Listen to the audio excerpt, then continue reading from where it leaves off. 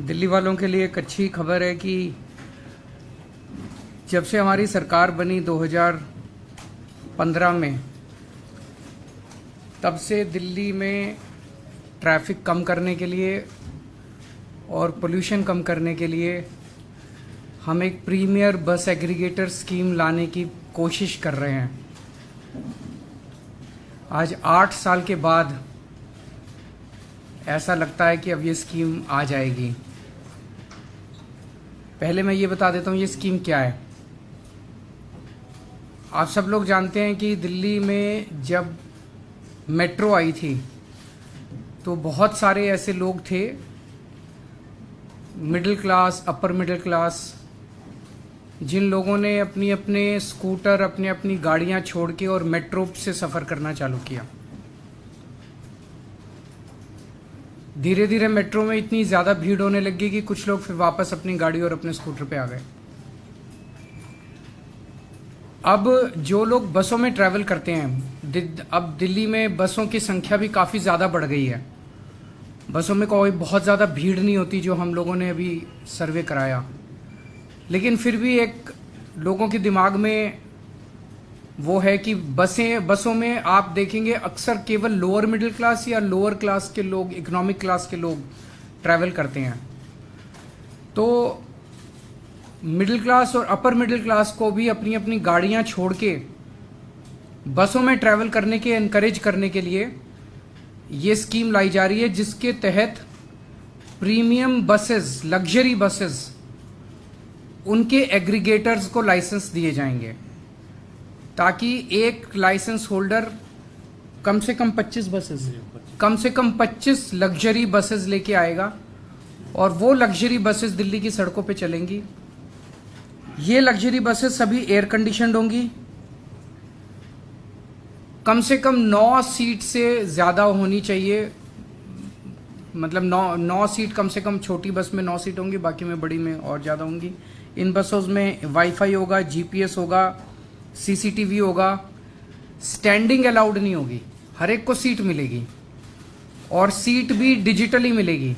आप अपनी seat, app होगा हर एक उसका, और आप उनके ऐप पे जाके अपनी सीट बुक कर सकते हैं, जो सीट चाहें। जैसे हम एयरलाइंस में बुकिंग करते हैं वो सीट बुक कर सकते हैं। पेमेंट्स केवल डिजिटल होंगे और वहाँ पे बस के अंदर आपको टिकट नहीं मिल सकती। ऐसा नहीं कि बस रुक रुक के जाएगी, और आपको केवल डिजिटल पेमेंट्स होंगी और जहाँ से आप कहेंगे वहीं से आपको बस पिकअप करेगी। इससे हमें उम्मीद है, बिकॉज काफ़ी अच्छी अंदर आरामदेह बस होगी, कंफर्ट होगा, डिफाइंड टाइम होगा चलने का, पहुँचने का। तो हमें उम्मीद है कि बहुत लोग अपनी गाड़ियाँ छोड़ के इन बसेस में आएंगे और इससे दिल्ली की यातायात व्यवस्था बेहतर होगी, ट्रैफिक कम होगा और पोल्यूशन, एयर पोल्यूशन कम होगा। इसमें जो बसेस होंगी वो अगर सीएनजी बसेस हैं तो वो 3 साल से पुरानी नहीं होनी चाहिए, जो बसेस अलाउड होंगी। और जो नई बसेस 1 जनवरी 2025 के बाद, 1 साल 1.5 साल के बाद जो नई बसेस इसमें इंट्रोड्यूस हो सकती हैं वो केवल इलेक्ट्रिक बसेस होंगी। जैसा मैंने कहा कि जो लाइसेंस होल्डर्स होंगे उनको कम से कम 25 बसेस की फ्लीट मेंटेन करनी होगी, और जो इलेक्ट्रिक बसेस इंट्रोड्यूस की जाएंगी उसका कोई लाइसेंस फीस नहीं ली जाएगी, वो एनकरेज करने के लिए, ताकि ज़्यादा से ज़्यादा इलेक्ट्रिक बसेस आएँ। एक इस पॉलिसी की खासियत यह है कि इस बसेस का रूट हम डिसाइड नहीं करेंगे, इन बसेस का रूट मार्केट डिसाइड करेगी। जहां उनको लगता है कि ज़्यादा उनको सवारी मिल सकती हैं, वो बसेस उन एरियाज़ में ज़्यादा चलेंगी, तो जाहिर तौर पे उन एरियाज़ के अंदर ट्रैफिक ज़्यादा है वो कम होगा, तो ऑटोमेटिकली उन एरियाज़ के अंदर ट्रैफिक कम होगा। उसे जो भी रूट वो डिसाइड करेगा बस ऑपरेटर, उसे हमें सिंपल डिपार्टमेंट को इंटीमेट करना है कि मैंने आज से एक नया रूट चालू कर लिया। इसका फेयर भी डायनेमिक होगा, वो जो मर्जी फेयर ले सकता है ऑपरेटर जो है, एक्सेप्ट एक ही कंडीशन है कि हमारा डीटीसी का और एसी बसेस का जो पीक फेयर है उससे कम नहीं होना चाहिए, उससे ज़्यादा हो सकता है, क्योंकि ये लग्जरी बसेस हैं तो उससे कम नहीं होना चाहिए। ये ऐसा नहीं हो कि ये डीटीसी के साथ वो कम्पीट करने लग जाएं।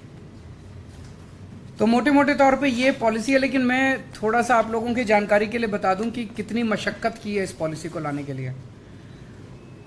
2016 में ये सिलसिला चालू हुआ और 2016 से 2021 के बीच में मई 2016 में प्रीमियम बस स्कीम को लाने को दिल्ली सरकार ने अप्रूवल दे दी, लेकिन उस वक्त के जो एलजी साहब हैं, नजीब जग साहब, उन्होंने इस स्कीम को अप्रूव करने से मना कर दिया। फिर जून 2016 में भारतीय जनता पार्टी के विजेंद्र गुप्ता ने एंटी करप्शन ब्रांच में शिकायत की कि भ्रष्टाचार हो गया, भ्रष्टाचार हो गया, भ्रष्टाचार हो गया, जैसे कि वो सब स्कीम में अनाउंस करते हैं। और इसकी सारी जांच वाँच हो गई। स्कीम आई नहीं थी, अभी तक स्कीम आई नहीं थी, बच्चा पैदा ही नहीं हुआ था और भ्रष्टाचार हो गया, भ्रष्टाचार हो गया, भ्रष्टाचार। इसकी सारी जांच वाँच हुई, इसमें कुछ नहीं निकला इनका, जैसे हमेशा नौटंकी करते हैं। 2017 से 2019 के बीच में ट्रांसपोर्ट डिपार्टमेंट में ऑब्जेक्शन लगाया कि भाई मोटर व्हीकल्स एक्ट के अंदर ये स्कीम नहीं ला जा सकती। फॉर्चुनेटली अगस्त 2019 में भारत सरकार ने मोटर व्हीकल्स एक्ट में अमेंडमेंट किए और जो अमेंडमेंट्स किए उसके तहत अब बस एग्रीगेटर स्कीम आ सकती थी। 2020 और 21 में कोरोना हो गया। अब 2022 में हमने दोबारा से इस पूरी स्कीम को रीड्राफ्ट किया। 18 अगस्त 2022 को पब्लिक कमेंट्स के लिए इसको डाला गया। 8 सितंबर तक कमेंट्स आए। उन कमेंट्स को और इसको लीगली वेट करके 8 मई को इसे दिल्ली सरकार की मुख्यमंत्री की अप्रूवल मिली और 25 मई को एलजी साहब की इसको अप्रूवल मिली। तो एलजी साहब से जब ड्राफ्ट स्कीम अप्रूव होके आई तो इसको दोबारा पब्लिक के कमेंट्स के लिए डाला गया 29 मई को।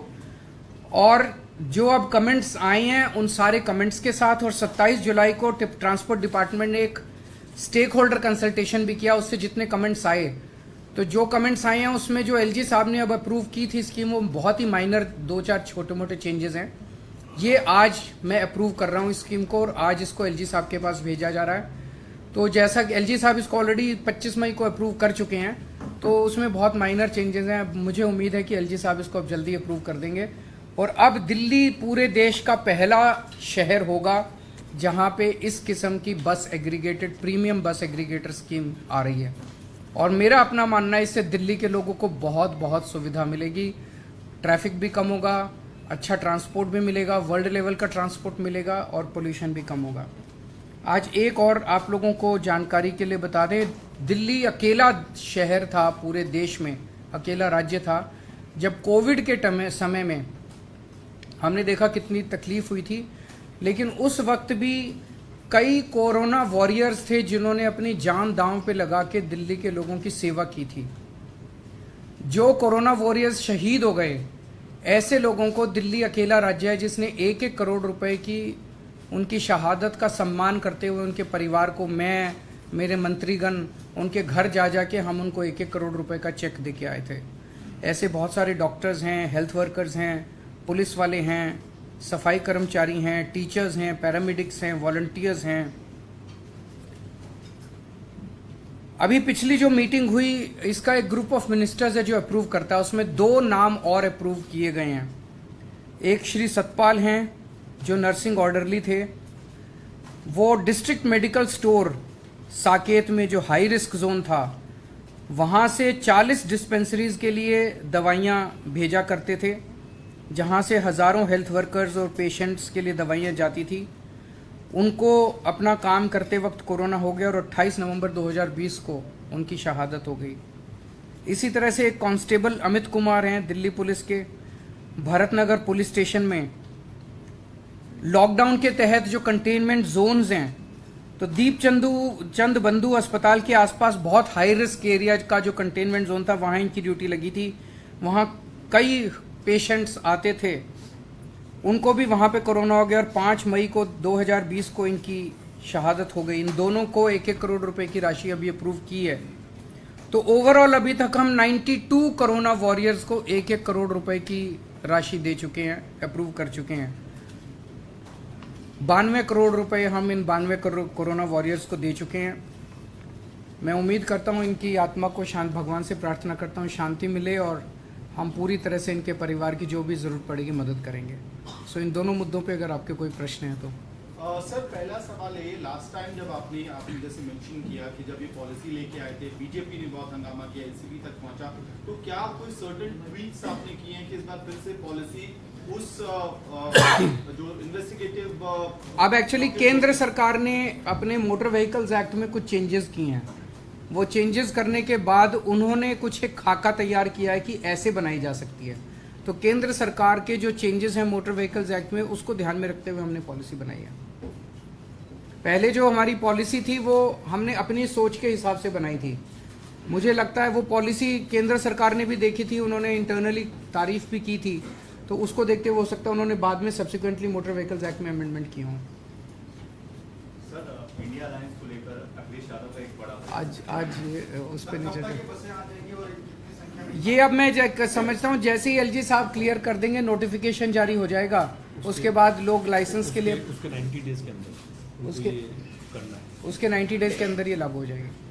सर कोई टारगेट भी है, कितने मैक्सिमम नंबर ऑफ लाइसेंसीज होंगे, कितना बस मैक्सिमम? देखिए ये मार्केट ड्रिवन है, सो जिसको लगेगा कि there is a market for, वो सभी लाइसेंस लेने के लिए आएंगे। सर ये सवाल ये है कि राष्ट्रपति ने दिल्ली सुधार विधेयक को वापस कर दिया है।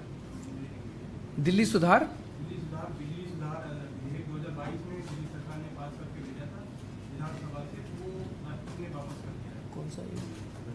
मुझे आइडिया नहीं, मैं चेक करके बता देता हूँ। Thank you.